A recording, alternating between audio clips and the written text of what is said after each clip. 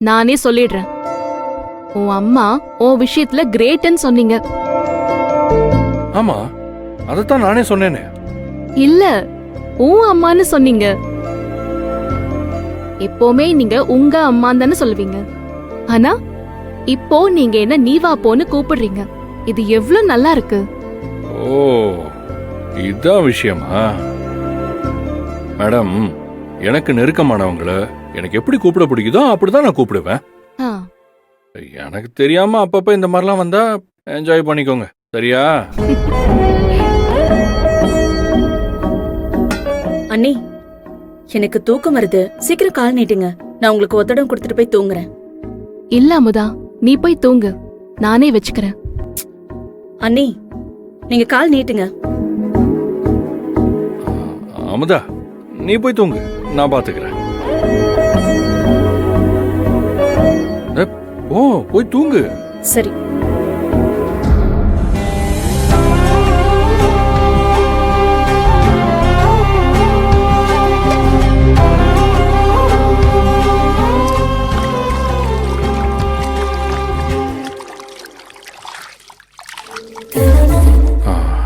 சுடுதா?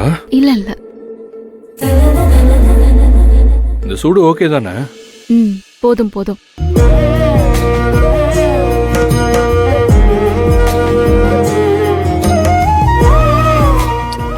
Hello, ரொம்ப சூடாலாம் இல்ல?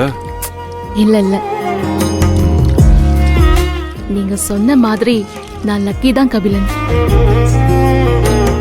எனக்காக யோசிக்கிற ஹஸ்பண்ட் அமைஞ்ச மாதிரி அமுதாவுக்கும் அப்படியே அமையணும்.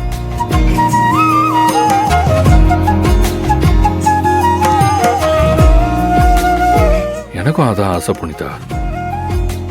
சின்ன வயசுல இருந்தே ரொம்ப கஷ்டப்பட்டுட்டா. எனக்கும் அப்பாவா அம்மாவா இருக்கிறதா நினைச்சு அவ சின்ன சின்ன விளையாட்டுத்தனத்தெல்லாம் சுத்தமா தொலைச்சிட்டா. அவளுக்கு அமையிற வாழ்க்கை ரொம்ப நல்லா இருக்கணும். பார்க்கலாம், நாளைக்கு வர்றவங்க என்ன எதிர்பார்ப்போட இருக்காங்கன்னு வந்தா தெரியும். என்ன எதிர்பார்த்தா என்ன? நம்ம அமுதாவுக்கு பிடிச்சிருந்தா நாம அவங்க கேட்கறத கொடுத்துடலாம். என்கிட்ட இருக்கிற சேவிங்ஸ் நகையெல்லாம் சேர்த்தா ஒரு 50 பவுன் வரைக்கும் போடலாம்.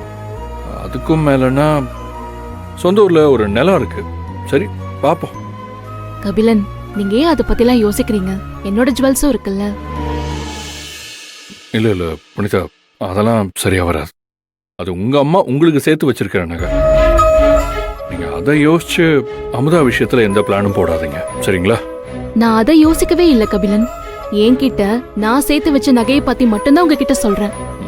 சரிங்க, அதுக்கு இப்ப என்ன அவசரம்? முதல்ல அவங்க வரட்டும், மத்ததெல்லாம் நம்ம அப்புறமா பேசிக்கலாம். சரி.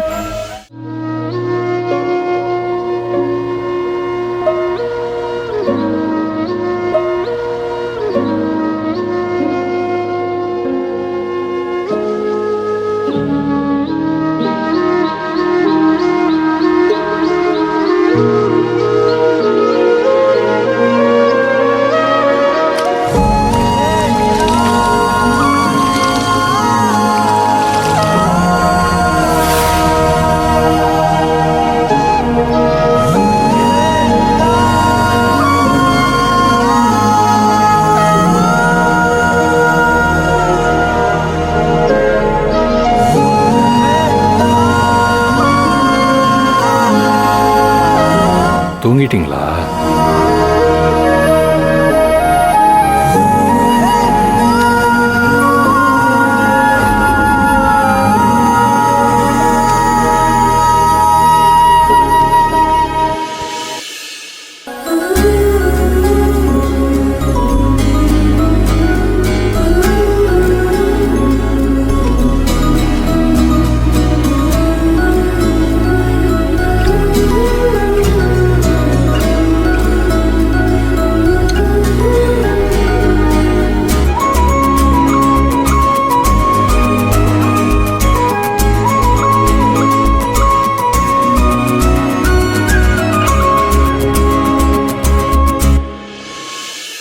மேல வச்சிருக்கிற பாசத்துக்கு அளவே கிடையாது புனிதா. அது கூடிய சீக்கிரம் உங்களுக்கு புரியும்.